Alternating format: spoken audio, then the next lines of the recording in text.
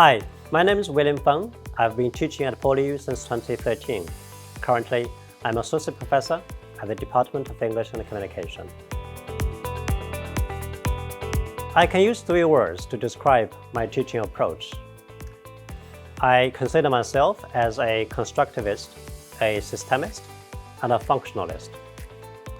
And as a constructivist, I believe in the co-construction of knowledge by teachers and students. So I try to create a student-centered environment where students actively construct knowledge by answering questions and doing tasks. And as a systemist, I try to make my instructions clear and explicit. I also provide a lot of analytical frameworks and methodologies so that students can go beyond common sense and intuitions and analyze professional communication in a systematic, rigorous, and critical way. And finally, as a functionalist, I argue that the meaning of knowledge and theories is in their functions in application. They should be used to solve real-life problems. So these principles work together to guide my teaching approach. Yes, related to what I just mentioned, I have two primary concerns in my teaching. First is the student engagement, and second is perceived usefulness of the curriculum. And to enhance the student engagement, I try to create an interactive classroom environment through questions, discussions, group activities, and hands-on learning. And to me, asking good questions is crucial.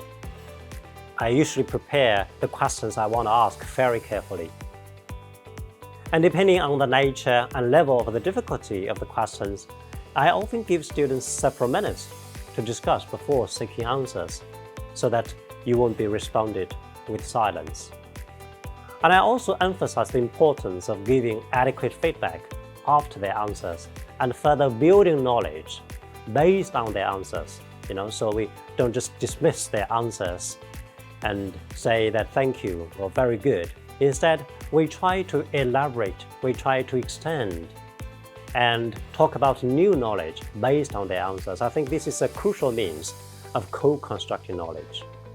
And then second, regarding curriculum usefulness, I establish connections between content and real-world applications, and in my case, in professional communication, by using authentic examples, case studies, and practical exercises. And this involves two steps. The first step is situated practice. That is, I always start with real-life issues, and theories are only introduced as a means to address the issues. Second, after theories are explained through interactive instruction, as I just mentioned, students will be asked to apply the theories and knowledge to analyze real communication practices. And aside from this, I also try to seek student feedback to align the curriculum and lecture content with their needs and aspirations. For instance, now with the growing prominence of social media in professional communication, I incorporate more and more social media content in my lectures. And by bridging theories and practice, I address concerns about the usefulness of what we teach and foster appreciation for education's relevance in daily life. Well, I see my students as collaborators in the big project of nurturing professionals with excellent communication skills. As the project leader, I guide and encourage everyone to contribute their unique insights for success. At the same time, teachers are also role models for students. And that is related to the notion of embodied pedagogy. For example, when we teach our students how to be good English teachers, they may learn more from how we teach than from what we teach. So I think we should approach teaching with 敬畏之心 in Chinese.